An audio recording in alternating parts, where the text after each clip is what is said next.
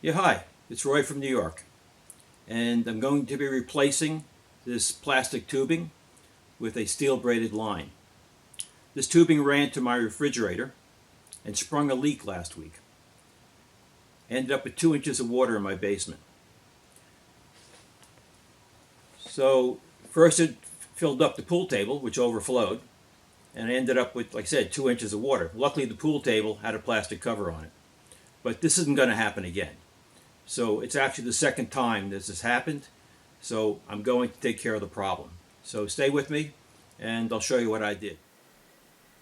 Okay, let's take a look at the situation.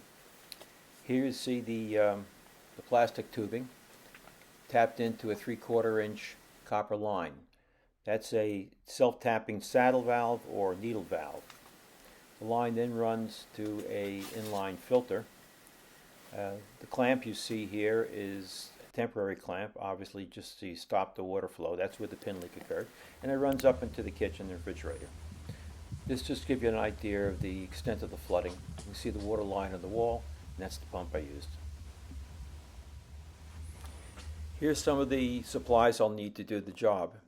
Here you see the 1/4 inch steel braided tubing, and you also see the replacement filter, that's that long tube, and the valve, Sharkbite valve that I'll use to replace the self-tapping saddle. This valve is a 3/4 inch by 3/4 inch with a 3/8 inch compression fitting. You'll need an adapter to connect to the 1/4 inch steel braided tubing.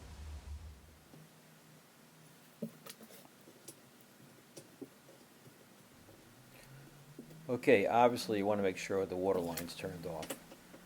I've made the mistake of cutting into a pressurized water line thinking the water was off. It's not pretty.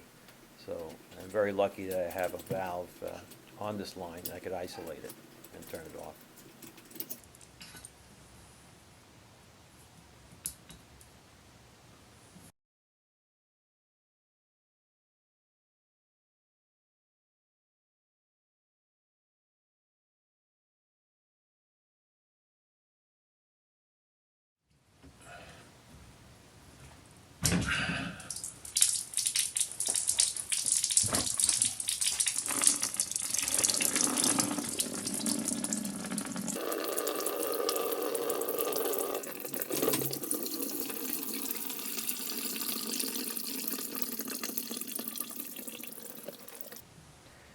Here I'll cut out the hole left by the self-tapping saddle and also leave space for the shark valve.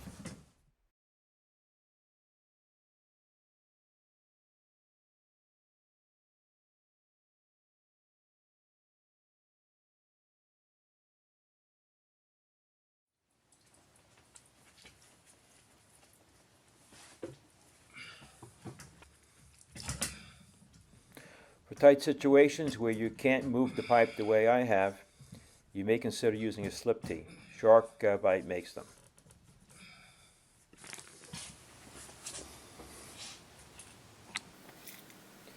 Here I connect the tubing to the valve. I'll need an adapter to go from the 3/8 inch compression fitting to the 1/4 inch compression fitting. Or you can just buy the correct valve with the 1/4 inch fitting. Okay, we moved up to the kitchen. Here you can see the plastic tubing coming out of the floor running to the back of the refrigerator. And here's a close-up of the connection back of the refrigerator. Here's the new connection of the steel braided tubing. I was concerned about the weight of the line, so I jerry-rigged this metal bracket to give it some extra support.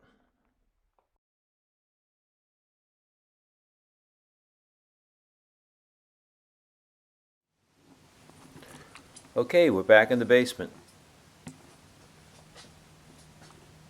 Obviously, there are other ways of connecting water lines, but I hope you find my experience to be helpful. So, good luck. And God bless.